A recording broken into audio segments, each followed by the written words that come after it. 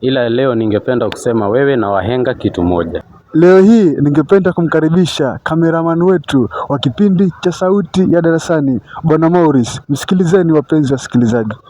Shukran sana Mwalimu Ahmed, ila leo ningependa kusema wewe na wahenga kitu moja. Kwa majina naitwa Mr. Maurice, mimi ndiye cameraman wa Sauti ya Darasani. Mimi pia ni mwalimu wa somo la historia na citizenship. Damu nzito kuliko maji, sikatai, hiyo ilikuwa ni kitambo, lakini saa hii tunaona maji ni mazito kuliko damu.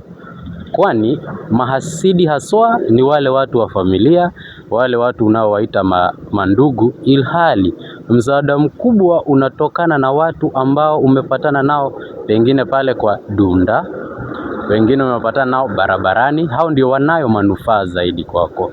Isitoshe, angalia sana biashara za Wakenya wale wadogo wadogo. Wanasema ya kuwa wanapata manufaa zaidi na promotion kutoka kwa watu ambao hawajui, lakini familia kazi ni kukopa zaidi.